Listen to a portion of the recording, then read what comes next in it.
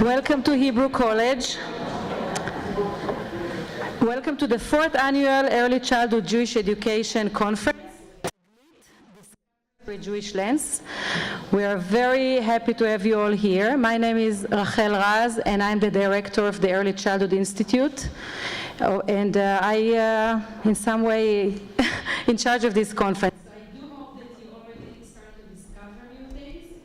And tonight, and for those of you that are staying here tomorrow, you're going to keep discovering things. So please look on your table. I already included a couple of things to start a conversation, so make sure to examine it either today or tomorrow, and try to have a different seats tomorrow so you can explore different ones. We also included these little cards. What did you discover today? So if there's anything interesting that came into your mind or aha moment, please take a note and write it and put it in the mailbox for us outside. Or if you think about it on your way home and you want to mail it for us, the address is in the back, so please share with us. I want to start, we have people that came here today from near and far. If you're from Massachusetts, please raise your hand. If you're from a different state, please stand up. Welcome to Rhode Island. New York. New Hampshire. Los Angeles, wow. Oregon. Ohio, welcome. And we have some Israelis also around this table, so we also have as far as Israel. So welcome all of you. This is very exciting. We also have in this room some of our faculty and some of our staff. So if our faculty and staff can stand up so people can know you. And this conference wouldn't be possible without our partner this year. I'm thankful for the Gelfand Family Charitable Trust that support us in all of the STEM education. Gateways, can Gateways raise their hand? Gateways group, thank you for the special track that we offer this year for 2 days for 65 educators. And CJP, Combined Jewish Philanthropists, that supported this conference. And we're going to start with some singing just to get into the mood of enjoying some time together. So Ellen Allard, thank you.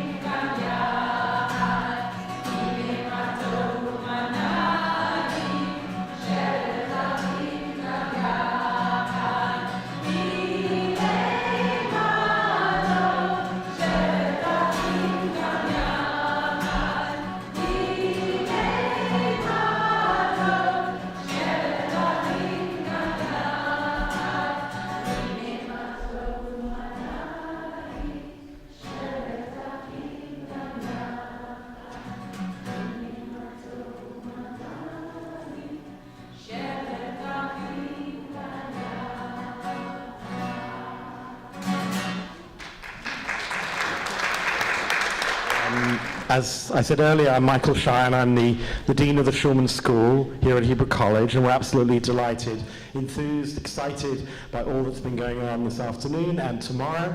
Excuse me. And it's been wonderful to meet and greet with many of you. This conference is becoming a national endeavor, one in which we are valuing the work of early childhood. We were speaking earlier with our guests about the crucial importance of the work that you do in early childhood. It's not recompensed enough, it's not appreciated enough, it's not acknowledged enough. We here at Hebrew College want to ensure that you get the finest quality professional development in order that we can raise the level of the work of Jewish early childhood in this country and particularly in this area. And in order to do that, we are offering you enormous opportunities. As you know, know, many of you know, we are spearheading a work in spiritual development for children. We have a Torah Godly Play training in Natick, November 3rd and 17th. We're going to do something on philosophy for children with Jen Glasser on November 17th. You're going to be getting all these dates in due course, but there's an enormous amount of things going on, and we are delighted that we can host these things for you. I want you to particularly know in your program that there are many other things and ways in which you can become professionally developed in early childhood, and Barbara, who is sitting here, is ready to answer any questions you have about our certificate programs, our degree programs. It's not so hard, it's not so difficult, it's not in the heavens that you should go and get it, but it's right here in our hearts if we want to do it, and we will help you in any way. We have students here who are in our programs, and they are enjoying and appreciating what they're getting. So do think about what you would like to get from Hebrew College this year. I also want to just mention the fact that the Early Childhood Institute work that is so ably directed by our Rachel Raz, who put this conference on. This institute was founded by Ina Regerson. Ina has worked for Hebrew College for 27 years. We are going to honor her on Wednesday, November the 20th. We want to invite every single one of you to come and be part of that celebration. If you haven't yet received an invitation, because we haven't sent you one, you must come and tell me. I will send you a personal invitation. I would like to see you at that wonderful dinner, Wednesday, November the 20th. It's going to be a fantastic evening. We're going to celebrate Ina's work here at Hebrew College and the work of the Schulman School of Education and the Early Childhood Institute. But I don't want to take any time away from what is really a special treat. It's a special treat for me and for all of us. Rachel Korazim has come all the way from Israel. She's been teaching around the neighborhood, but now we get our 5 minutes with her this evening and more later on. Rachel is a master, can I call you a master teacher or a mistress teacher? In the 19th century in Poland, there were Melamdim who used to travel the cities teaching wherever they went. Rachel does better than that. She goes around the world teaching wherever she goes. While I was in Britain, she came to teach us in England many times. We were in Israel with her many times. I will never forget, ever forget, the poignant and touching time we sat with you in the Valley of the Lost Communities, and you taught us how to understand the Shoah, how to understand Israel, how to understand the Jewish people, how to understand our Jewish literature. And it is with great, great honor and delight that I introduce Rachel to you. With that introduction, and Michael having said I only have 5 minutes, nice. Okay, not me, but a topic. So it's Taglit, it's about exploration. So let's go and explore one poem of Yehuda Amichai, and we shall not even finish it. And I know that many of you now sitting in the room at the time in high school or college when the teacher started dealing with what did the poet mean when you were having the shivers. How many of those are sitting in the room right now? Thank you. It will not be like that. It will not be like that. Okay? Yehuda Amichai, one of the strongest poetic voice of the State of Israel from the late 40s until he passed Erev Rosh Hashanah of the year 2000, had left behind a huge volume of poetry, much of it personal, some even erotic, a lot of it national, and amazing anyway. This is from a collection, an anthology that was published in the mid-80s, and was called Poems of Jerusalem. And Amichai, let me tell you, in spite of some of the English translations, rarely gave his poems names. And in the particular case of the Poems of Jerusalem, he went even further away on the chutzpah and gave it names of like chapters in the Tanakh. So the one we are reading is called in English From the Songs of Zion the Beautiful, Mishirei Eretz Zion v'Yerushalayim. That's not the name of the poem. It's a whole series of poems, and this is Kaf Aleph 21 that we are reading. Beseder? Now, I know that there are many non-Hebrew speakers in the room, and I'll do my best to make you feel very bad about it in 2 minutes or so.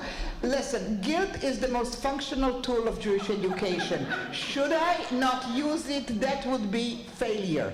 We are going to read through the Hebrew quickly and go to the English. ירושלים, מקום שהכל זוכרים ששכחו במשהו, אך הם אינם זוכרים מה שכחו. ולצורך זכירה זו אני חובש על פניי את פני אבי. זוהי עירי שבה מתמלאים כלי חלומותיי כמו מיכלי חמצן של צוללים לצלול. הקדושה בה הופכת לפעמים לאהבה, והשאלות ששואלים בהרים האלה נשארו כתמיד. ראית את הצאן שלי, ראית את הרועה שלי, ודלת ביתי פתוחה כמו קבר שמתוכו קמו לתחייה. We'll never get to the last stanza, so you don't have to worry about that one. From the songs of Zion the Beautiful, I'll have you now be very friendly and sit so that you can, two people, look at both the Ivrit and the English, okay? And we are going to do an exercise. I need to have an intimate conversation in public with a person who is willing to come forward by just raising their hand, a person who has very little or not at all Ivrit. No Ivrit. If you have any Ivrit, I'm not interested right now. I love you dearly, but not interested. Anybody who has very little or no Ivrit whatsoever in the room? First of all, I'm amazed, and no, not one? Thank you. Thank you, ma'am. We're going to have a conversation. I'm going to read to you aloud the name of the poem in Ivrit, in Hebrew, and I will ask you just to tell me if when you hear the sound, I'm not interested in the translation. I know what it means. You do not need to translate. I'm interested in your reaction to the sound. My question to you is, when I read to you the title of the poem in Hebrew, does it ring a bell? That's all. Does this accumulation of sounds remind you of anything? I'm going to do it. משירי ארץ ציון וירושלים. Does it ring a bell? ארץ ציון וירושלים. I'm asking her. Does it ring a bell, ma'am? No. ארץ ציון וירושלים. You're going to make me have to sing, and I cannot carry a tune. This is horrible. ארץ ציון וירושלים. Still doesn't ring a bell? Michael, you have a job to do here. Does it ring a bell? Hatikva. Amichai in the Hebrew title is making allusion to the national anthem. Will you turn the page for me and look at the English from the Songs of Zion the Beautiful? Give me a break. What is the translator doing? She is actually doing an amazing job. This is for American readership. From the Songs of Zion the Beautiful, making allusion to America the Beautiful. Doesn't work for Australians, not so well for the Brits. Of course, because you're not an American, but your colleague is. So the translation is actually an amazing adaptation. We are going to talk about something that is having a conversation, בעברית we say מתכתב, with the national anthem, with Hatikva. בסדר? Look at the first stanza for me. Jerusalem is a place where everyone remembers he has forgotten something but doesn't remember what it is. Now, you do not need to be a biblical scholar to understand that an Israeli/Jewish writer is putting together in one stanza of his poem the three words Yerushalayim, remembering and forgetting, that he doesn't think we do not know what he is talking about. When you put together Yerushalayim, remembering and forgetting, what is this in allusion to? If I forget thee. Im eshkachech Yerushalayim. Back there in biblical times, Psalms, we believe King David, we have made a commitment. If God forbid we should forget Yerushalayim, our arm, our tongue. And here comes your chutzpahdik Israeli, not Sabra, but Israeli. He came to Israel when he was 8. And he says, commitment, Psalms, I'm not so sure. Some of us, when we come to Yerushalayim, we have a sense that we ought to remember something But we do not know what it is. We have forgotten what it is. ירושלים, מקום שהכל זוכרים ששכחו בו משהו, אך הם אינם יודעים מה שכחו. My question to you is, who is Amichai talking about? Who are the people who, when they walk the streets of Yerushalayim, look around, they have a sense of déjà vu, they have a sense of knowing that they are connected, but they haven't got the foggiest idea of what it is that they have forgotten. Who is Amichai talking about? Go ahead, say it. Lo, you're afraid? Take off your hand, let me hear it. Who is Amichai talking about? People who died come to Yerushalayim? Is the poet interested in dead audiences? I don't think so. Who is Amichai talking about? Who are the people who say it's about secular Israelis? This is a poem about secular Israelis, says the woman here. Any other options? Jewish what? Jewish tourists. It's about you guys who come to...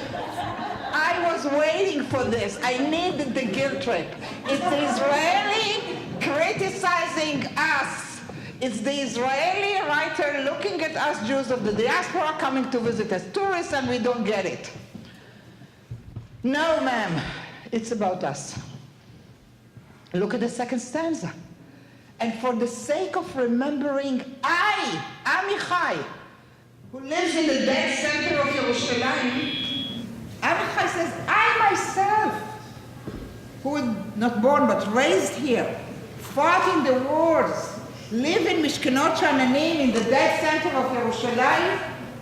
You know where Amichai lived? You know where the windmill is?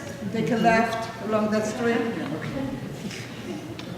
Amichai lived there. He says it about himself. For the sake of remembering, I wear my father's face over mine. Lama? Why? Amichai's father was a diaspora Jew in Germany, observant albeit.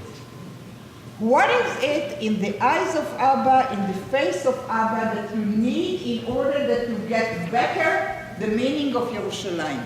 How can your father, who did not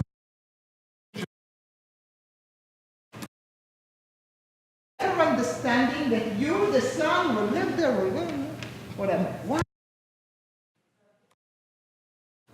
Your father is your history? No, it's your connection to the past. Your connection to the past. It's not Abba, it's Abba and Abba behind him and Abba behind him all the way back. That's a possibility. But since I am totally committed to make you feel guilty about what is lost in translation, we're going to do this exercise. אני חובש על פניי את פני אבי. English, which is a pretty rich language I have learned in my Shakespeare classes back at Haifa University. Yet when you want to wear stuff, you have the one verb. You wear your shoes, your socks, your coat, your glasses, your jewelry, your hat, and even your perfume, I'm told. In Hebrew, bless the language.